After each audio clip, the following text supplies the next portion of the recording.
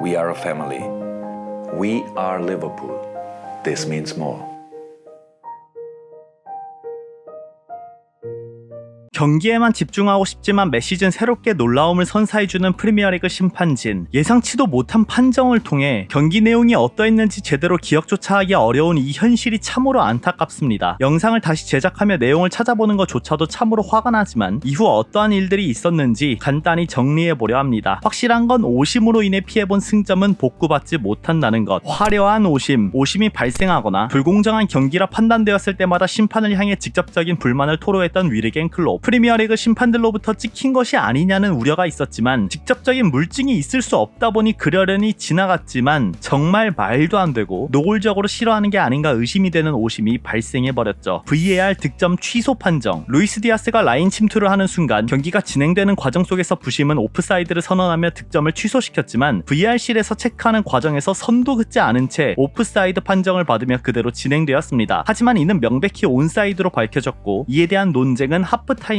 이어졌습니다. 경기는 최종 2대1 토트넘의 승리로 종료. 이례적으로 심판협회는 경기가 끝나자마자 곧바로 성명서 발표, 자신들의 잘못을 인정하며 금일 토트넘과 리버풀 경기에서 발생한 오프사이드 오심에 대한 인적 오류를 인정한다. 이 모든 상황에 대해 재검토를 하고 곧바로 리버풀과 연락을 취하겠다. 요약하자면 본인들의 실수 맞다. 온사이드 상황에서 득점 취소된 것이 맞다. 이후 리버풀 구단에서 발표한 성명서를 요약해보면 리버풀 구단은 심판협회가 본인들의 잘못을 인정한 것에 대해 인지했습니다. 경기 규칙을 올바르게 적용하지 않아 스포츠의 공정성이 훼손되었습니다. 심판이 받는 압박감에 대해 이해하지만 VR로 인해 압박감은 완화되어야 하는 것이지 악화되어서는 안 됩니다. 당시 올바른 결정을 내릴 수 있는 충분한 시간이 주어지지 않았다는 것과 이후 후속 조치가 없었다는 점에 대해 매우 불만족스럽습니다. 이를 중대한 인적 오류로 말하는 것에 대해 용납할 수 없습니다. 다시는 이러한 상황이 재발되지 않기 위해 프로세스를 개선해야 한다는 말을 하며 강력하게 이번 상황에 대한 자세한 설명을 원하고 있습니다. 더불어 심판협회에게 공식적으로 해당 경기 주심과 VR실 심판 간의 오디오를 밝혀달라는 요청을 한 상황입니다. 그럼 대체 여기서 나온 인적 오류란 무엇을 의미하는가? 디아스의 득점이 오프사이드로 판정되는 순간 주심과 VR 심판 간의 대화가 있었습니다. VR실에 있던 데런 잉글랜드 심판은 보자마자 이를 온사이드라 판단하며 오케이 확인되었습니다. 필드에 있는 주심은 득점이 오프사이드로 취소된 상황이니까 오케이 확인되었다는 말이 오프사이드 득점 취소 재확인으로 알아듣고 그대로 진행하게 된 것입니다. 우리가 화면을 보며 가장 의아했던 게 VR 과정에서 대체 왜 선을 그어보지도 않았는가? 이거 아니었습니까? 알고 보니 진짜 안 그은 거였습니다. 위에 나온 인적 오류가 바로 VR 과정 속 줄을 긋지 않은 것. 프리미어리그에서 발생하는 오프사이드 상황은 호크아이를 통한 가상 오프사이드 라인 기술을 사용하여 VR에 의해 최종 결정이 이뤄지는데 그냥 가상 오프사이드 선 자체를 긋지 않았다. 당시 상황을 담은 오디오를 통해 명확히 밝혀지겠지만 지금까지의 설명을 통한 추측을 해보자면 VR실에서는 득점이 발생한 상황 자체를 안 보고 있었다. 이로 인해 오프사이드 판정 과정에서 반드시 해야 하는 선 긋기 자체를 안 했다. 눈대중으로 대충 생각하고 주심이 온사이드로 판정했다 추측하여 오케이 사인을 내렸다. 주심이 득점 무효 판정을 했음에도 모니터링을 다시 안 하고 있었다. 후에 스코어가 올라가지 않은 것을 보고 황급히 보고서를 작성하고 경기가 끝나자마자 곧바로 심판협회에서 성명서를 발표했다. 너무 어이없어서 할 말도 없습니다. 과연 오디오를 명확히 공개할 수 있을지 리버풀 구단 내부에서는 이번 사건을 통해 몇몇 심판에게 큰 징계를 내리며 꼬리 자르기 식의 행동을 바라는 것이 아니라 본질적인 개선을 요구하고 있습니다. 비디오 판독이 없던 시절에는 오심도 경기의 일부다라는 헛소리조차 일부분 납득할 수 있었지만 이를 보완하기 위해 시행 중인 비디오 판독에서 오심이 발생한다면 온갖 의심을 품을 수밖에 없습니다. VR의 결정적인 문제점 중 하나, 심판의 주관적인 판단, 그리고 최종 권한은 주심에게 있다. 특정 상황이 발생하면 VR실과 주심 간의 소통이 이뤄지지만 결국 최종 결정, 권한은 주심에게 있습니다. 이는 국제축구평의회에서 발표한 규정에 적혀있는 내용으로 주심만이 리뷰, 검토를 개시할 수 있고 VR실에서는 주심에게 검토를 권고할 수 있습니다. 최종 결정은 언제나 주심에게 달려있으며 결정하는 과정 속 VR의 정보를 기반으로 하거나 주심이 온필드 리뷰를 실시한 후 최종 판정을 내리게 됩니다. 주심은 모든 결정, 권한을 가지고 있지만 VR을 무시하거나 VR에 기각하여 오류가 발생하게 될 경우 심판에게 위험이 처해질 수 있습니다. 아마도 사후 징계를 의미하는 것 같습니다. 여기서 가장 중요한 문구는 주심만이 검토를 개시할 수 있고 VR실에서는 권고만 할 수 있다. 최종 결정은 언제나 주심에게 달려있다. 이날 리버풀 입장에서 억울할 만한 상황은 이 두 줄에 다 내포되어 있다 보시면 됩니다. VAR 득점 취소는 VAR 심판과 주심 간의 소통 문제, 데런 잉글랜드 심판이 제대로 의견을 전달하지 못한 문제가 가장 컸지만 명백히 득점 상황임에도 최종 권한이 주심에게 있다 보니 주심이 득점을 무득점인 줄 알고 그냥 진행하면 그게 공식적인 결과가 된다는 것입니다. 중간에 VAR실에서 잘못된 것을 판단한 상황에서 주심에게 내용을 전달하여 바꾸는 행위 자체를 할 수 없다는 것이죠. VAR을 통한 리뷰는 오로지 주심만이 개시할 수 있으며 VAR실에서 권고만 할 수 있다. 더불어 최종 판정은 무조건 주심에게 있다. 만일 VAR실에서 주심에게 내용을 전달하며 결과를 바꾸는 행위가 진행되었더라면 이 또한 규정 위반입니다. 개인적인 생각으로 주심의 재량이 들어갈 수 있는 페널티킥, 핸드볼, 퇴장 관련해서는 최종 권한이 주심에게 있더라도 큰 문제가 발생하지 않지만 적어도 기계를 활용하여 100%에 근접한 결과를 말해야 하는 오프사이드 관련해서는 최종 권한이 굳이 주심에게 있어야 하는가 의구심이 듭니다. 무엇이든 100%라는 것은 없지만 온전히 규정에 기반을 두고 기계적 판단을 내릴 수 있는 오프사이드는 VAR실에서 판단한 대로 공식 발표가 되는 게 낫지 않나 생각이 들었습니다. 이번 득점 취소도 VAR실에서는 온사이드로 판정하여 오케이, 주심은 오케이 사인을 오프사이드인 줄 알고 그대로 진행. 만약 VAR실에서 저렇게 애매한 대답을 하는 게 아니라 규정을 만들어서 A 선수로 인해 오프사이드 득점 취소입니다, B 선수로 인해서 온사이드 득점 인정입니다, 이렇게 공식 발표를 해버리는 것이죠. 현재는 VAR에서 직접 개입하여 결과를 바꿀 수 있는 규정이 없습니다. 4번에 나온 대로 권고만 가능합니다. 이것 때문에 토트넘전에서 곧바로 잘못된 것을 인지했다 하더라도 이미 주심이 오프사이드를 선언해버린 상황 속 VAR실에서 이를 개입하여 결과를 바꿀 수 있는 방법은 존재하지 않았던 것입니다. 아마 이번 사건의 파장이 꽤 크기 때문에 규정 변화에도 영향을 주게 될 확률이 있습니다. 현재 상황, 이미 위에서 어느 정도 정리했지만 여전히 명확히 해결된 상황은 아닙니다. 하워드 웹 위원장은 해당 경기 오디오를 공개하고 오심에 대한 책임을 지며 인정하려 하고 있지만 내부에서는 인정하는 행위조차 반대하는 세력이 있습니다. 하워드 웹은 경기가 끝나고 저녁에 곧장 리버풀 구단과 연락을 취하며 사과를 했지만 그 외에 별다른 조치가 취해진 것은 없습니다. 아마 오디오가 나오는 대로 추가적인 내용이 밝혀질 것으로 보입니다. 그 외에 커티스 존스의 퇴장 관련, 리버풀은 공식적으로 퇴장권에 대한 항소를 진행할 예정이라 합니다. 보시는 분들에 따라 완벽한 퇴장이라 보는 사람도 있고 불운한 퇴장이라 보는 사람도 있는 만큼 지난 알리스터와 마찬가지로 의도성을 가진 태클이 아니라는 것을 토대로 항소를 진행하는 것 같습니다. 심판들마다 존스의 행동이 퇴장으로 주기엔 지나치다, 불운하지만 거칠었기 때문에 퇴장이다 의견이 분분하기 때문에 우선적으로 항소는 해보고 결과를 지켜보려는 것 같습니다. 만약 퇴장이 그대로 인정이 된다면 폭력적인 행위나 거친 파울 플레이로 인정되어 3경기 출장 정지를 받게 될 것으로 보입니다. 그렇게 되면 브라이튼, 에버튼 그리고 노팅엄 포레스트까지 총 3경기를 결장하게 되며 11월 2일 리그컵 본머스와의 경기에서부터 출전이 가능합니다. 경고 누적을 통해 퇴장을 당한 조타의 경우 별다른 항소 과정을 거치지 않는다면 한 경기 결장, 다가올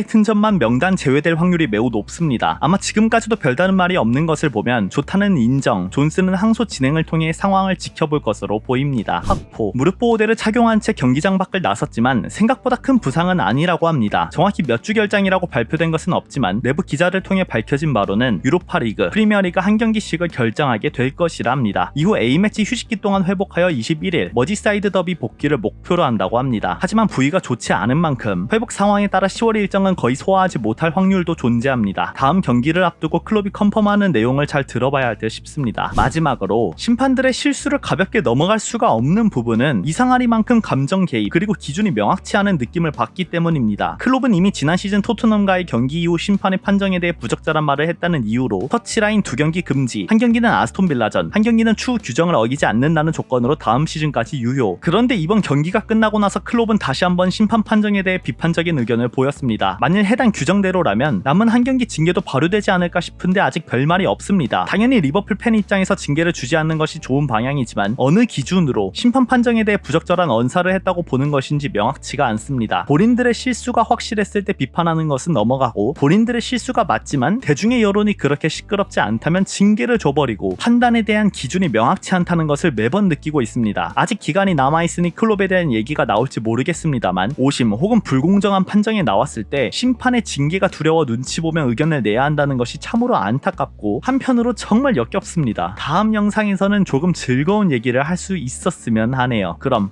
안녕!